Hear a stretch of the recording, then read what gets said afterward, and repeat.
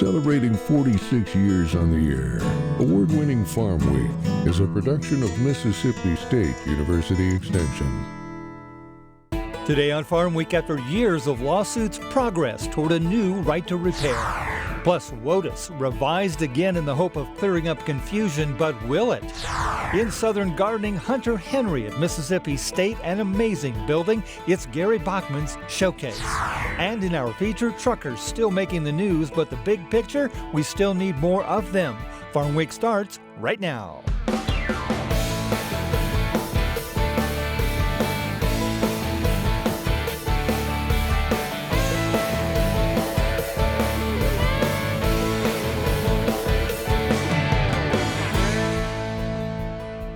Hello everyone, I'm Zach Ashmore. And I'm Mike Russell. Great to have you with us again here on Farm Week.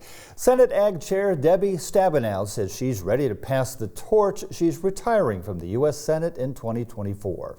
The Michigan senator elected to office in 2001 rose to become the number 3 Democrat. This is her second term as Ag Chair. She says for the next 2 years until she leaves office, she'll focus on passing a new farm bill. Her leaving opens up a seat in a swing state just months after Democrats won a narrow majority. In other news, a major move, John Deere is giving farmers the long sought after right to repair agricultural equipment on their own. The agreement, a memo of understanding signed just days ago with the American Farm Bureau Federation, follows years of lawsuits and complaints. It means farmers can diagnose and fix their John Deere tractors without using company parts or facilities. The Farm Bureau says the agreement also protects John Deere's intellectual property. Waters of the U.S., WOTUS. You've heard us report on it time after time. Well, the WOTUS rule has been redefined yet again. Farm Week's Jonah Holland is in studio with more. Jonah? Thanks, Zach. And yes, the waters may have gotten just a little muddier now that the EPA has readdressed the issue in the hope of finally putting the WOTUS rule to bed. Peter Tubbs of our news partner Market to Market takes a deeper look. The Environmental Protection Agency finalized a rule last week that reverts the definition of waters of the United States to its Reagan-era origins.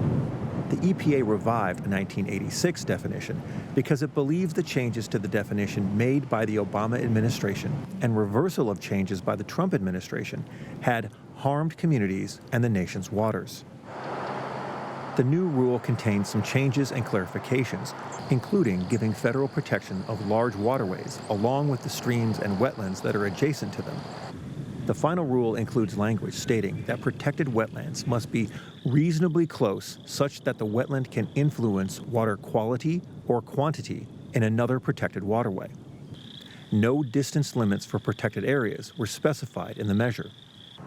The new rule also maintains the Obama and Trump definitions that ditches without permanent flows of water, waste treatment systems, and artificial lakes or ponds are not subject to federal rules. The EPA appears to be aiming for a pragmatic definition of protected waters that would end a decade of legal challenges. Objections were voiced by several organizations. The National Association of State Departments of Agriculture felt the new rules failed to establish clarity for farmers, including what is and is not a navigable water. The American Farm Bureau Federation and the National Cattlemen's Beef Association stated in separate releases the new rules would, among other things, continue to create confusion for farmers.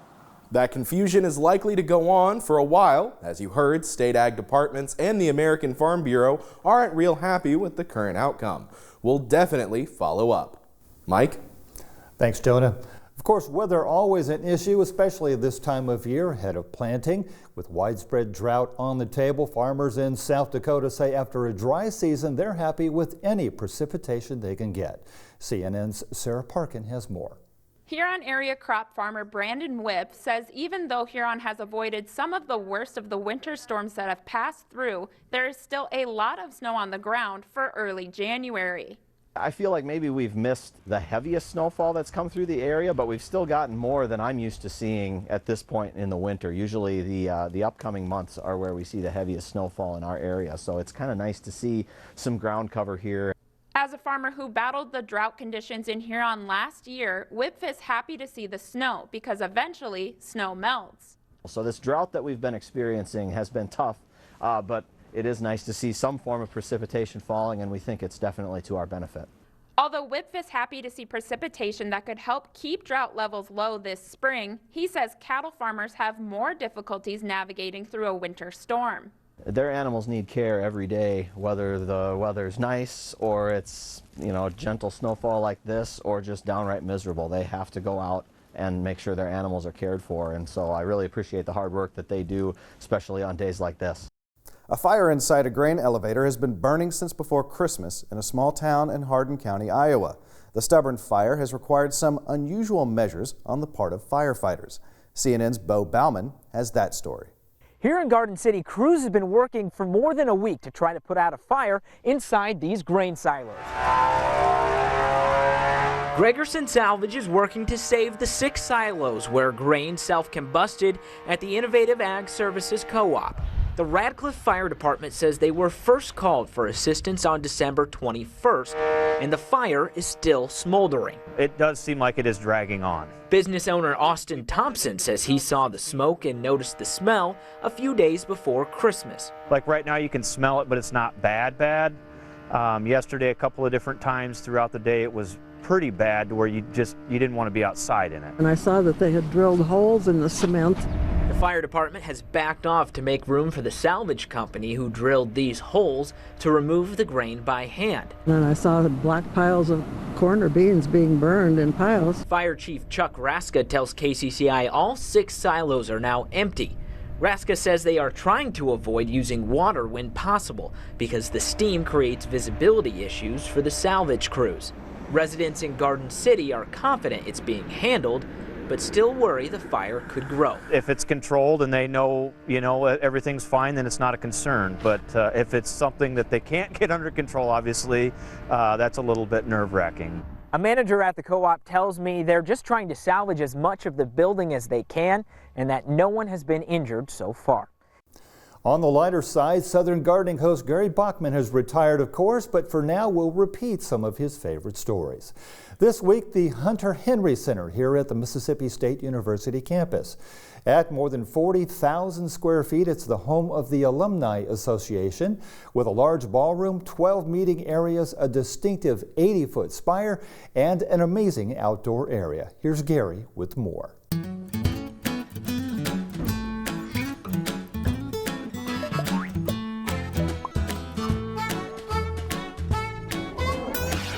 The Hunter Henry Alumni Center adds a unique look to the MSU campus, and you can be sure that the landscape plantings are just as gorgeous. A welcoming combination of sun patience and purple fountain grass greet visitors on the way in. The pretty blush pink flowers of the sun patience are highlighted against the dark colored foliage, and the long dark burgundy colored leaves of the fountain grass support the purplish inflorescence. Here I just love the bright look provided by the yellow form alternanthera.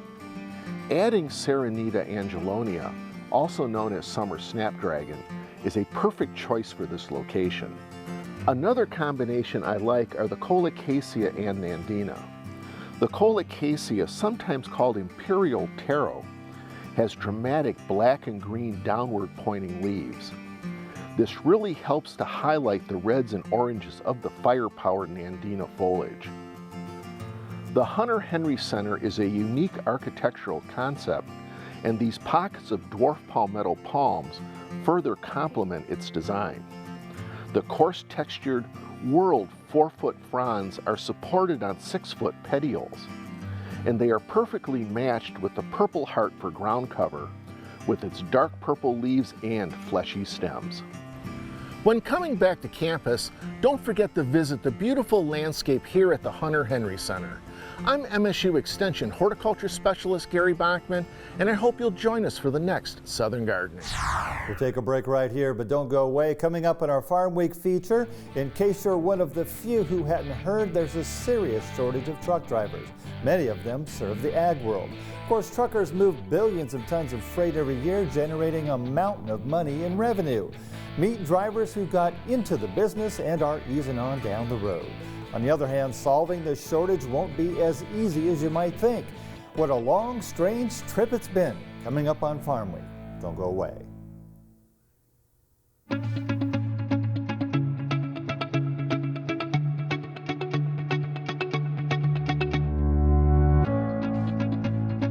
I believe in people and their hopes, their aspirations and their faith. I believe in my own work and in the opportunity I have to make my life useful to humanity. I believe that education is a lifelong process, and the greatest university is the home. That my success as a teacher is proportional to those qualities of mind and spirit that give me welcome entrance to the homes of the families that I serve.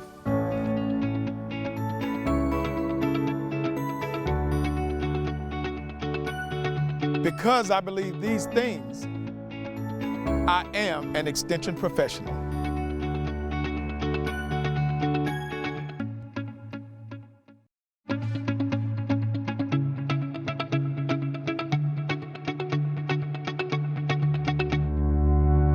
I believe in people and their hopes, their aspirations and their faith. I believe that education, of which extension work is an essential part, is basic in stimulating individual initiative, self-determination, and leadership. I believe that these are the keys to democracy, and that people, when given facts they understand, will act not only in their self-interest, but also in the interest of society. I believe in intellectual freedom to search for and present the truth without bias and with courteous tolerance towards the views of others. Because I believe these things, I am an extension professional.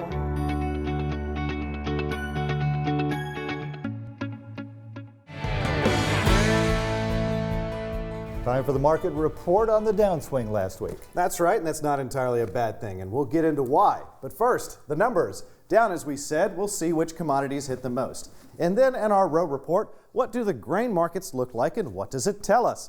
And finally, we look at the cattle markets to see what's making the prices move. Markets on a downswing last week. Most commodities we followed down in prices. Not really a bad thing considering prices have been high for months. Let's take a look. Last week's biggest loss, wheat down 47.5 cents. We'll get into more detail in our row report, but supply seems to be the reason for it. Last week's only gain, cotton up 2.28 cents. Looks like, at least in the cotton markets, we still have some room to grow in prices, so to speak. So, in this week's row report, we look into dropping grain prices. Wheat, soybeans, corn, all down this past week. Why is that? Well, according to market analyst Mark Gold, it has to do with weather and yields. Specifically, good weather in grain country signals a potentially fine crop this year. Internationally, we've seen stocks go up, which means there's no shortage, which means prices have no reason to be high.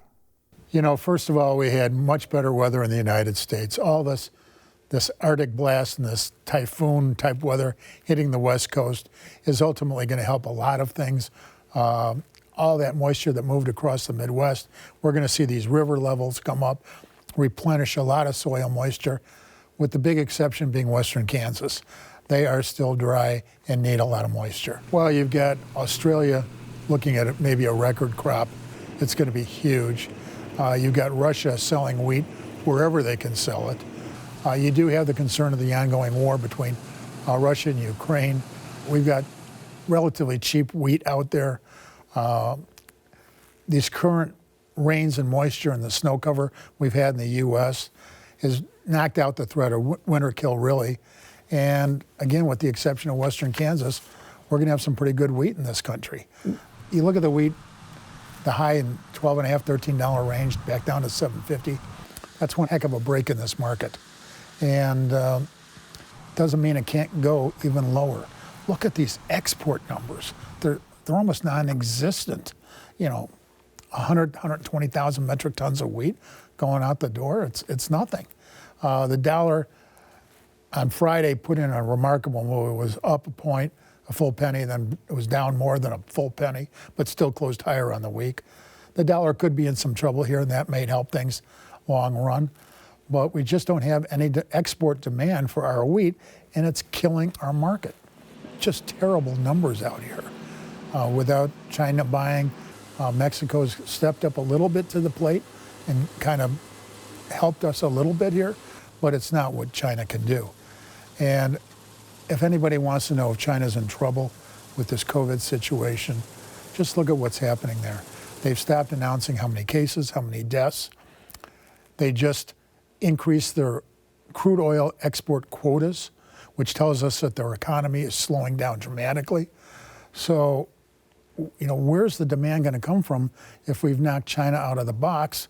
Plus, the world's going to be bringing more and more grain to the table over the next couple of months. It's a tough market. In the cattle markets, prices down last week, although they're still relatively high. 19.5 cents higher than this time last year, as a matter of fact. So, according to Mark Gold, it looks like we've seen the top of cattle prices, despite cattle on feed being down.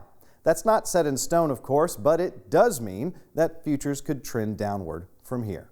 We've had, obviously, a strong cash market in the retail level, but the packers haven't been willing to pay up, even though there aren't that many cattle around. So why would the market break? I think it's a couple of things. Number one, this is a long time ago, but when I was back in college in the mid-70s, I did a study for one of the professors about cattle relationships and how many times we would make highs in the cattle market in this third or fourth Friday of the year. And that's always stuck in the back of my mind.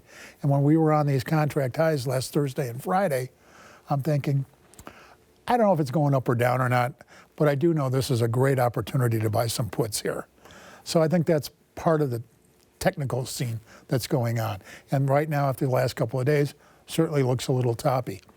The other thing I think that's going on is that, you know, even though the Dow was strong, I think people are concerned about world economies. We know it's tough to pull cattle now, and that the placement numbers are going to be tough for a while.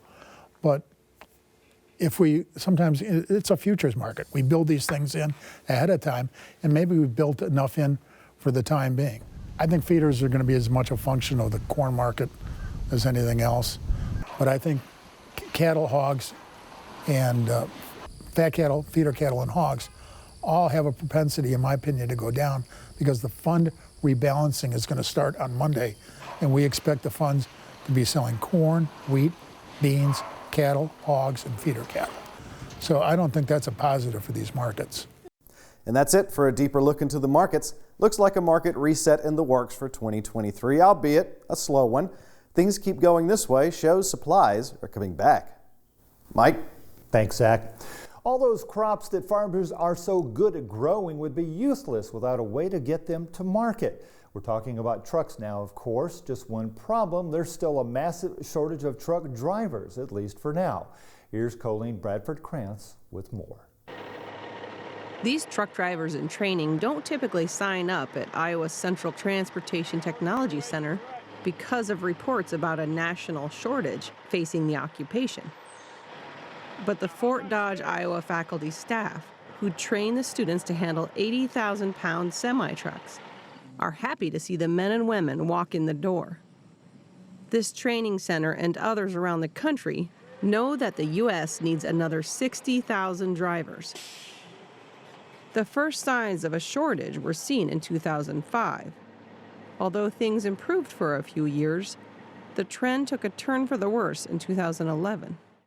The shortage has grown by about 500% over the past 8 years. Officials with the American Trucking Associations say the shortage could climb to 160,000 in less than a decade. Eventually, the companies cannot fill the trucks that they have. They cannot haul the freight that they have been hauling in the past. And so then it's going to create delays in whether it be groceries, goods, so it can cause just kind of a chain reaction. Experts at the ATA say the shortage is tied in part to increased demand for shipment of goods, but also to an increased demand for men and women with a clean driving record.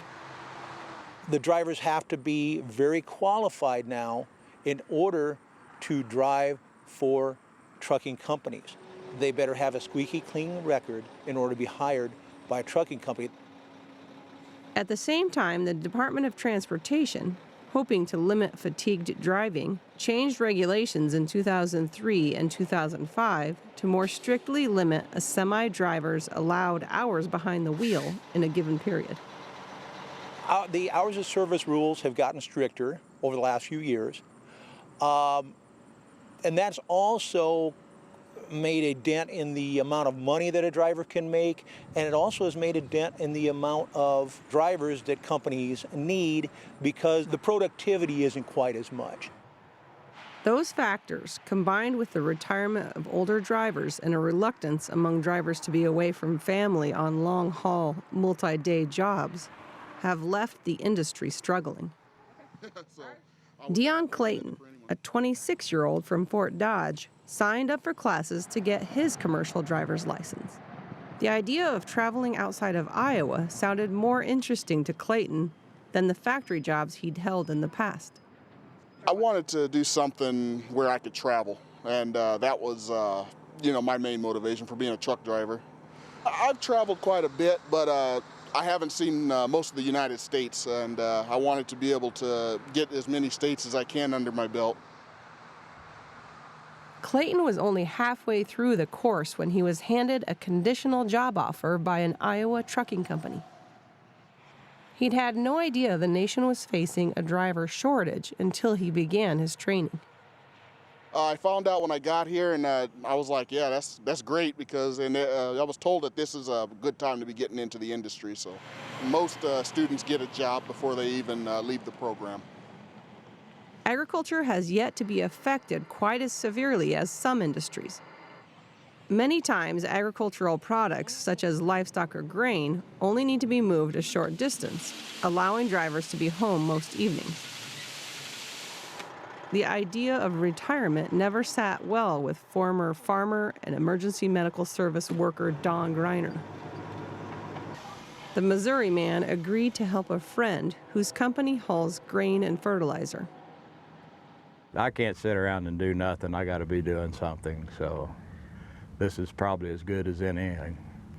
Make a few dollars at it and have a good time, enjoy the people that I work with and other farmers, and don't want to be going over the road or something like that where I'm gone 2 or 3 nights a week.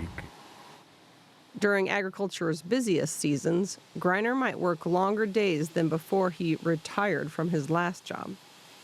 Well, I went to work at 7 yesterday morning and I got home about 10 last night. So it 12, 14-hour, 16-hour days aren't out of the ordinary here during harvest and planting season. An American Trucking Association survey shows the average age of long-haul drivers is 46, younger than other segments of the industry. The ATA suspects older drivers or semi-retirees, such as Greiner, avoid the long-haul jobs. The industry, which has about 3.5 million truck drivers, believes the best solution may be to bring in more women. Right now, females represent less than 7% of all drivers.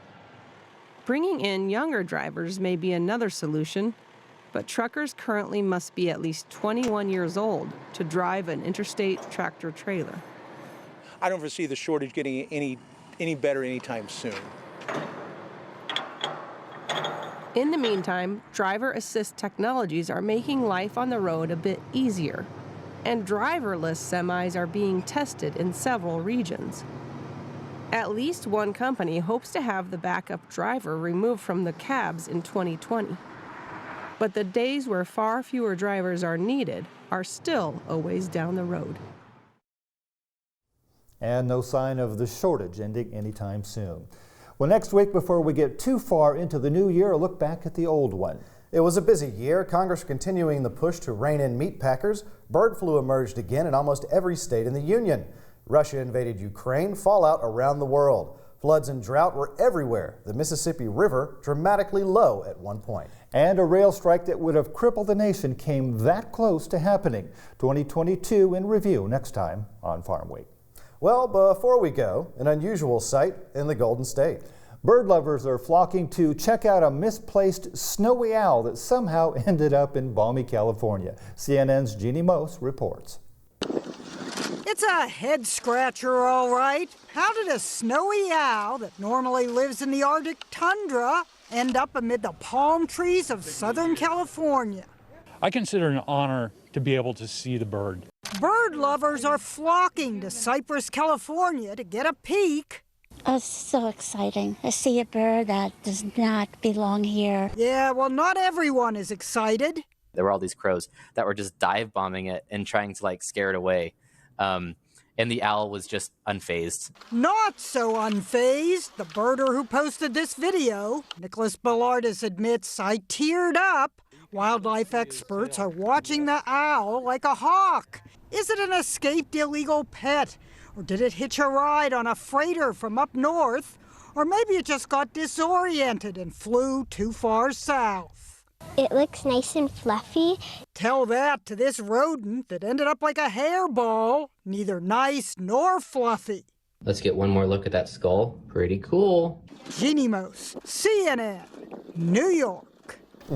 Remember, if you missed a story, look for past episodes of Farm Week on our website at farmweek.tv. And don't forget to follow us on Facebook, Twitter, and YouTube as well. See you next week. Thanks for watching.